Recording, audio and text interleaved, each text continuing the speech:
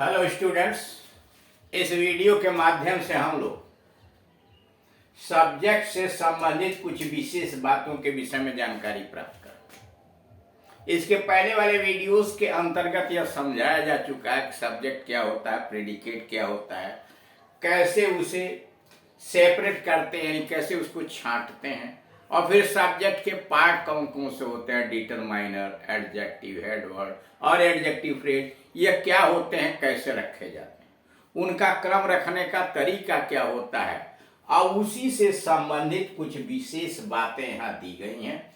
Subject से संबंधित कुछ विशेष बातें। नोट नंबर 1, सदैव याद रखिए कि जब मेन वर्ड से पहले एक शब्द होता है, यानी इस बात का ध्यान रखिए कि जब मेन वर्ड के पहले एक शब्द आता है तो उसे क्वालिफायर कहेंगे, और जब दो शब्द होंगे तो एडजेक्टिव शब्द को क्वालिफायर कहेंगे तथा एडजेक्टिव से पूर्व प्रयुक्त होने वाले शब्द को डिटरमाइनर कहेंगे। मतलब नोट नंबर 1 यह जान लीजिए कि अगर मुख्य शब्द मेन वर्ड, हेड वर्ड यानी नाउन के पहले एक शब्द आया है तो उस शब्द को क्वालिफायर कहेंगे। क्वालिफायर मतलब विशेषता, वह भी बताता है। और अगर हेड वर्ड यानी नाउन के पहले दो शब्द आए हैं तो जो एडजेक्टिव आया है, यानी नाउन के पहले जो एडजेक्टिव रखा गया है वह क्वालिफायर कहलाएगा, और उसके पहले जो शब्द आया है वह डिटरमाइनर कहलाएगा। नोट नंबर 2, जब एडजेक्टिव एक शब्द का होगा तो यह नाउन, प्रोनाउन करा, जब एडजेक्टिव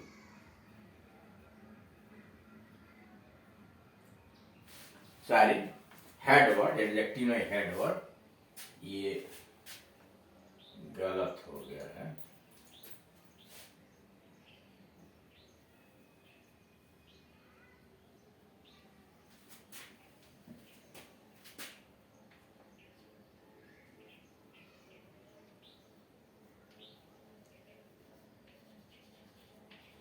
हेडवर्ड, जब हेडवर्ड एक शब्द का होगा तो यह noun, pronoun, Jiran, infinitive, it या देयर हो सकता है।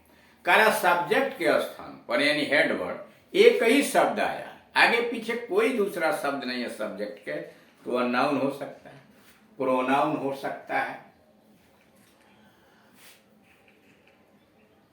जीरंड हो सकता है, इन्फिनेटिव हो सकता है, इट हो सकता है और देयर हो सकता है। नोट नंबर 3, जब सब्जेक्ट की व्याख्या विस्तार पूर्वक होता है, यानी सब्जेक्ट को की व्याख्या विस्तार पूर्वक होता है तो सब्जेक्ट सदैव नाउन होगा। यानी उसके आगे एडजेक्टिव आया है, डिटरमाइनर आया है, फिर एडजेक्टिव फ्रेज भी आया, यानी विस्तार पूर्वक अगर उससे एक से अधिक शब्द आए हैं तो सदैव वह नाउन ही होगा। नंबर 4, जब सब्जेक्ट की व्याख्या एक शब्द द्वारा होगा तो वह सब्जेक्ट से पहले प्रयुक्त होगा। यानी जब सब्जेक्ट की व्याख्या मतलब उसको विशेषता बताने वाला शब्द एक शब्द का होगा तो उसके आगे रखेंगे और इसे क्वालिफायर कहेंगे। करा जब सब्जेक्ट की व्याख्या एक शब्द द्वारा होगा, यानी उसकी विशेषता एक शब्द के द्वारा होगी, तो वह उस हेडवर्ड के पहले रखेंगे और उसको कहेंगे क्वालिफायर। नंबर 5, जब सब्जेक्ट की व्याख्या करने के लिए इससे पूर्व दो शब्द प्रयुक्त होंगे, यानी सब्जेक्ट की व्याख्या करने के लिए उसके पहले दो शब्द प्रयुक्त होंगे, तो सबसे पहले शब्द को डिटरमाइनर और उससे दूसरे शब्द को क्वालिफायर कहेंगे। क्वालिफायर सदैव एडजेक्टिव होता है। कारण अगर किसी सब्जेक्ट में हेड वर्ड की विशेषता बताने, व्याख्या करने के लिए दो शब्द हैं तो पहला वाला शब्द डिटरमाइनर होगा और दूसरा वाला क्वालिफायर कहलाएगा। क्वालिफायर सदैव एडजेक्टिव शब्द ही होगा।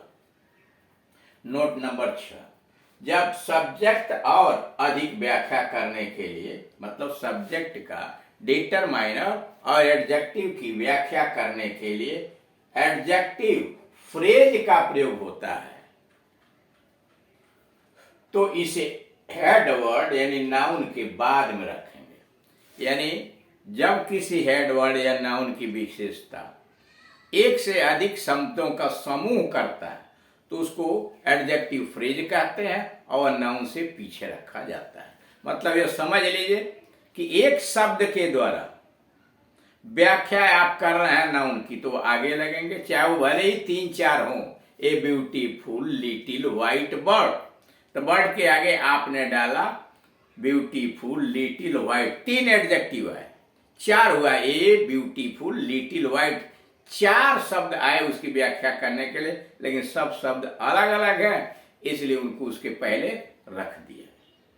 लेकिन सिटिंग इन द बुश, झाड़ी में बैठी हुई एक साथ है सीटिंग इन द बुश, इसको कहेंगे एडजेक्टिव फ्रेज और यह वर्ड की विशेषता बताएगा। यानी कई शब्दों का समूह अगर किसी नाउन की विशेषता बताने के लिए आया है तो उसे आप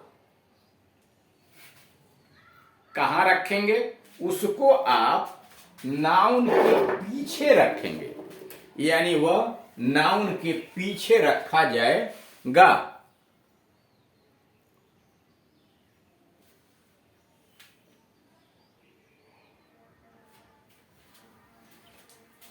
ठीक,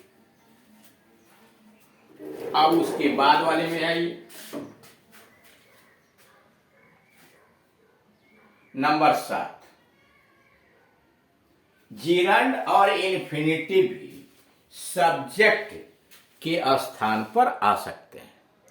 यानी जिरंड और इन्फिनिटिव भी सब्जेक्ट के स्थान पर प्रयोग हो सकते हैं, उनका प्रयोग होता है। जिरंड और इन्फिनिटिव भी सब्जेक्ट के स्थान पर प्रयोग हो सकते हैं।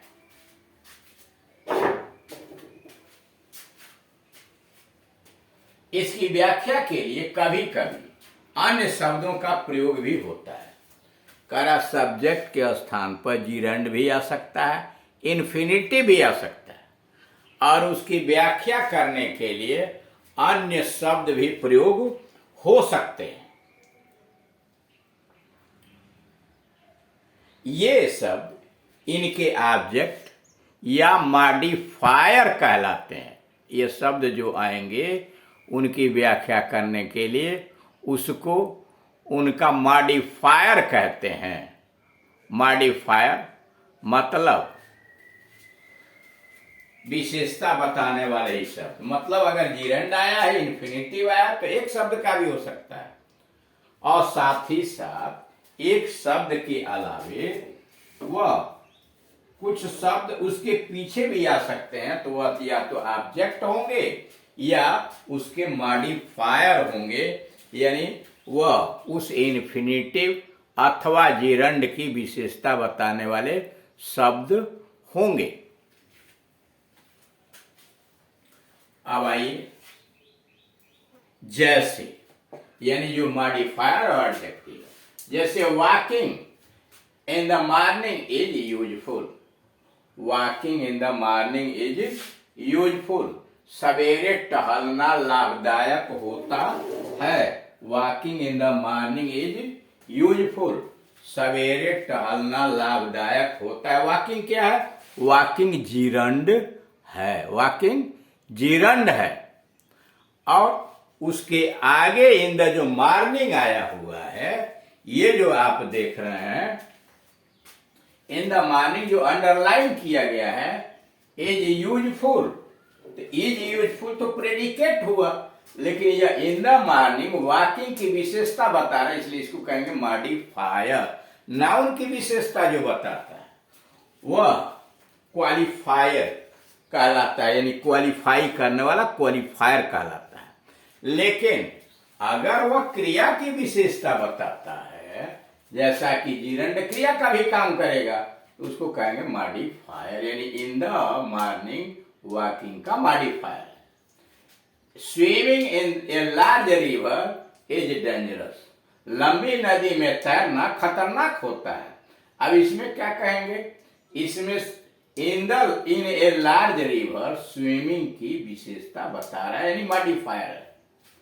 To obey our teacher, to obey infinitive है, आदेश का पालन करना। आवर टीचर हमारे गुरुओं का, अध्यापकों का, इज आवर ड्यूटी, यानी अपने अध्यापकों के आदेश का पालन करना हमारा कर्तव्य है। यह हुआ object. To get good marks in my aim, अपने उद्देश्य में अच्छे अंक प्राप्त करना। To get good marks is aim, यह हमारा उद्देश्य है, यानी अच्छा अंक प्राप्त करना हमारा उद्देश्य है। Good marks object. Note number 8, it और देयर का प्रयोग भी सब्जेक्ट की तरह हो जाता है। इट और देयर का प्रयोग भी सब्जेक्ट की तरह हो जाता है। ऐसी दशा में इट का प्रयोग इम्पर्सनल या न्यूट्रल होता है। करा इट और देयर का प्रयोग भी सब्जेक्ट की तरह होता है। ऐसी अवस्था में इट का प्रयोग इम्पर्सनल होता है या न्यूट्रल होता है, और देयर का प्रयोग इंट्रोडक्टरी एडवर्ब की तरह होता है। इंट्रोडक्टरी एडवर्ब की तरह होता है, या इनका कोई हिंदी अर्थ नहीं होता। अब टेबल 12 में ये चीजें समझाई गई हैं आपको। टेबल नंबर 12 सब्जेक्ट और यह प्रेडिकेट का कॉलम है। थोड़ा सारी लाइट की आज असुविधा है, इसलिए थोड़ा कम आपको धुंधला दिखाई देगा। बड़ा करके देखेंगे तो साफ स्पष्ट हो जाएगा। क्वालिफायर, सब्जेक्ट के इतने भाग हुए, क्वालिफायर, हेडवर्ड और एडजेक्टिव फ्रेज। क्वालिफायर के 2 भाग किए गए, डिटरमाइनर और एडजेक्टिव।